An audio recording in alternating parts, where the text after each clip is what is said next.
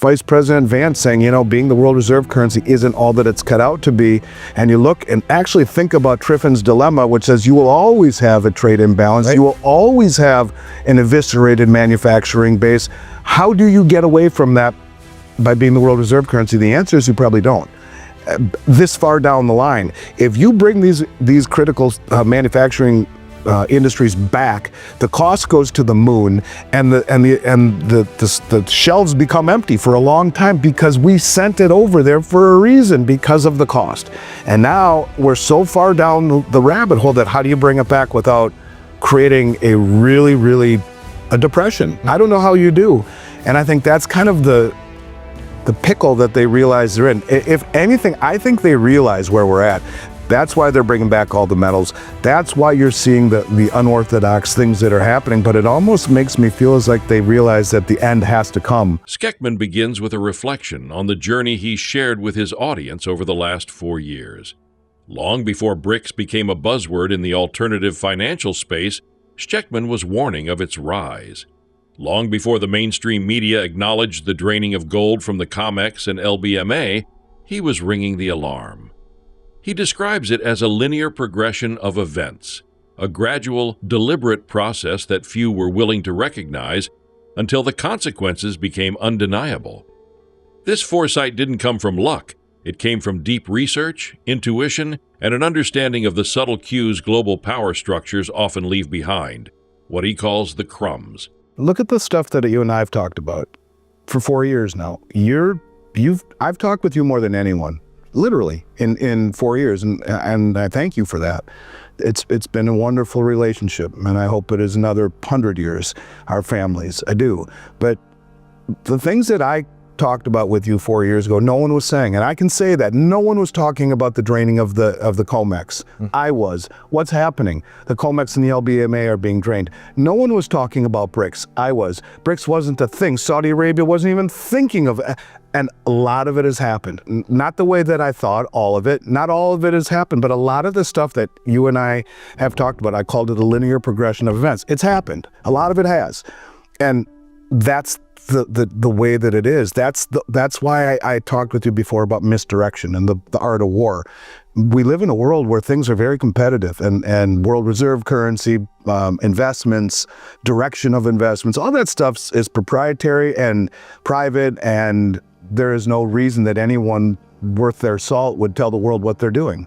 So they do the opposite, or they drop crumbs, and you can see the crumbs as you continue to research it, and you have to. And this is one of the reasons that people aren't successful in investing, largely, because they don't take the time. If they spent the fraction of the amount of time researching to safeguard their money as they did making the money, they would be a whole heck of a lot more successful in preserving their funds and growing their funds, because they work so hard to put money in the bank and food on the table. They come home, they're tired.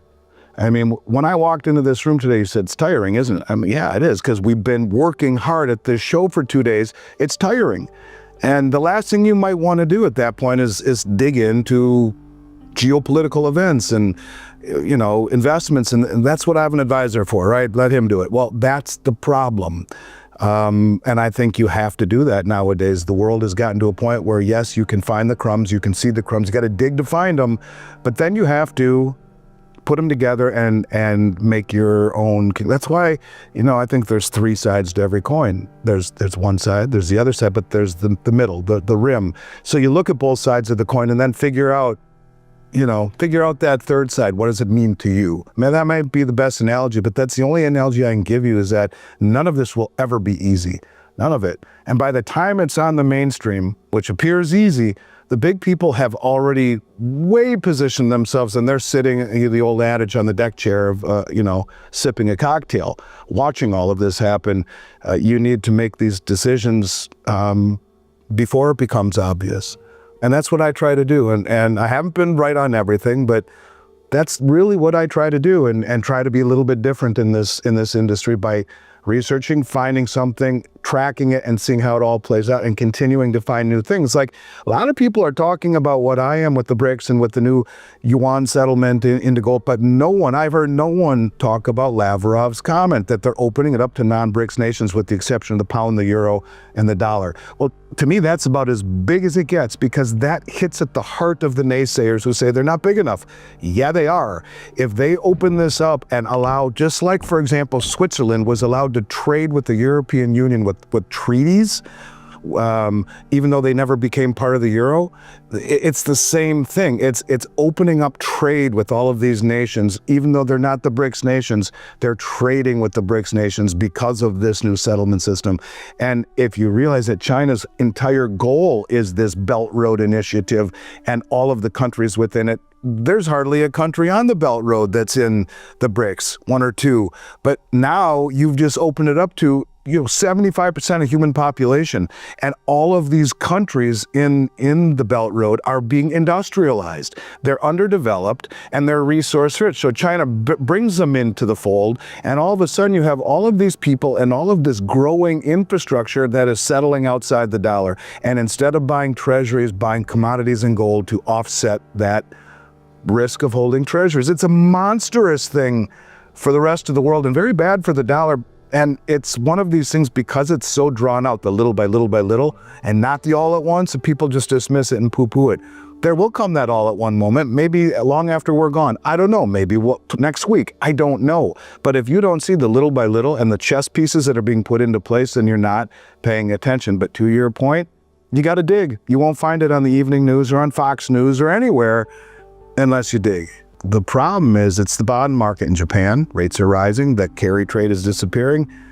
Well, the same thing will be true here. Ultimately, you get Jamie Dimon come up and he said, not in so many words, that it's not a matter of when or if, it's when there's a problem with the bond market. And it's the bond market is the issue. There's a lack of demand. It's a waning demand.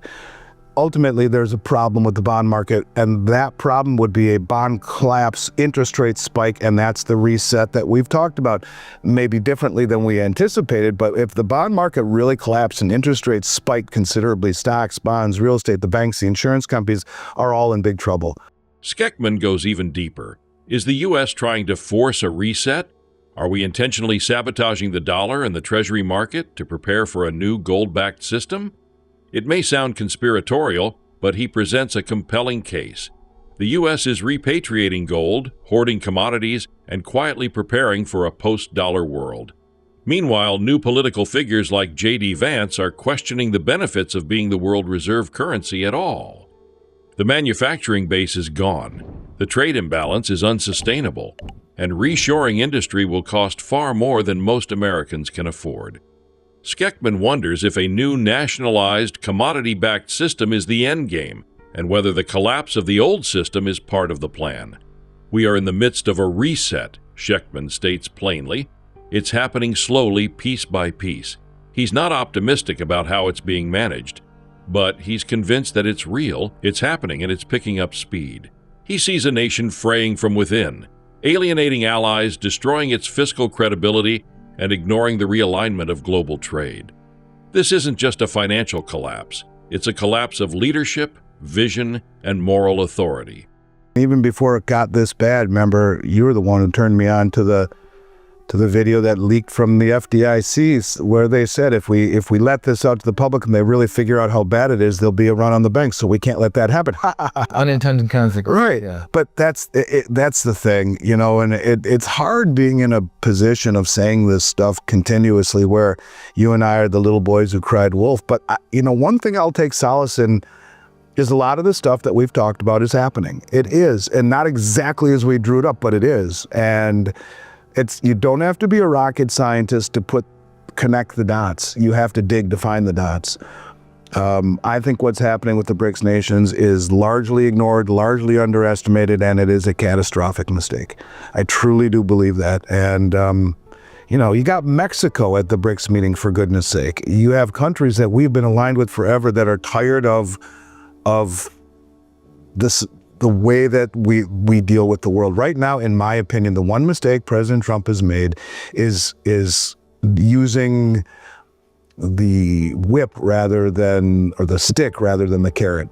And I think it's a whole lot better to mend the fences that have been materially damaged over the last administration to, find some commonality. Instead, it's if you don't, then this, and tariff, and you better. At the same time, Doge comes in. They point to all of this, the savings. Congress can't get their act together and ratify it, so they come up with $80 billion in savings, which is 38 hours of spending by the U.S. government. It's nothing. We want to raise the debt ceiling again. $5 trillion. Yes, and we're going to have at least a $2.5 trillion deficit. So we can't get our house in order in the midst of Doge and a drive publicly to do it. A mandate, all that. What does the future hold for your grandkids? Think about that. And I know I can see it just in your eyes when I say that. Like, you don't like it, but that's the truth. And I think that's the part people need to be able to look past today, look past tomorrow, and look into the inevitability of mathematics and the inevitability of the damage that we have done, I think, to our image. We were once a place that everyone wanted to be. Little boys and girls around the world wanted to wear Levi's jeans and listen to U.S. music and watch Hollywood movies and come here for a better life. And largely they still do. And I'm not saying we're not the best country in the world, but what I am saying is that we've damaged our reputation.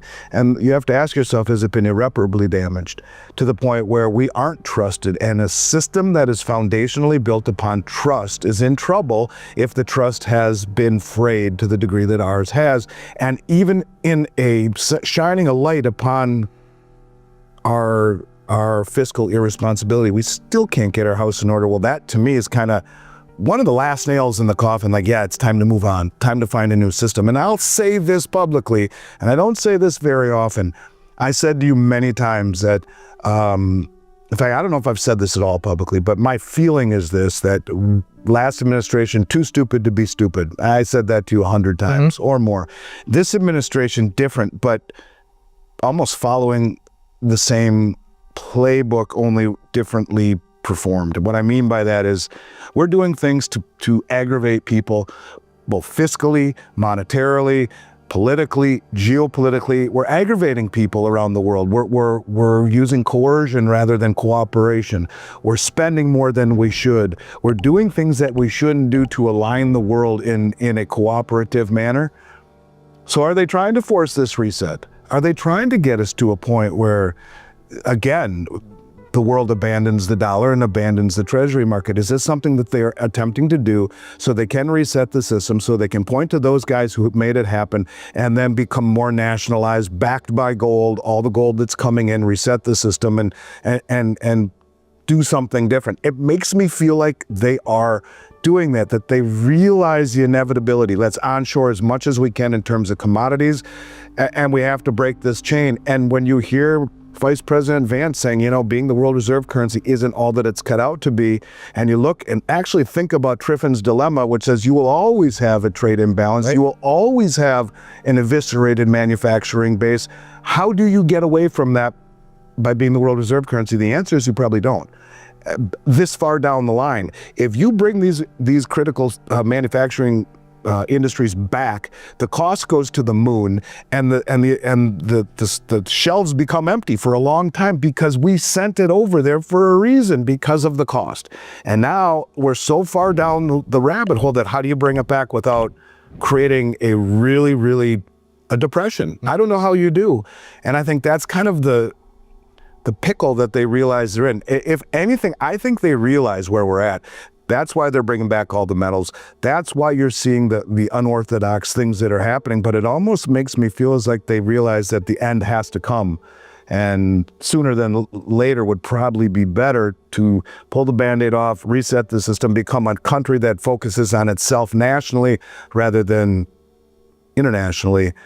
And maybe we reset the system that way. I think the bottom line is that there is a reset, and it's underway slowly. Right now, I think we're in the midst of a reset. How it all plays out, I guess only time will tell, but I not how I would do it. I wouldn't do it the way he's doing it. I would do it completely different. But let's just simply say that I'm not convinced that it's going to be smooth sailing over the next couple of years into this administration. Please like and subscribe.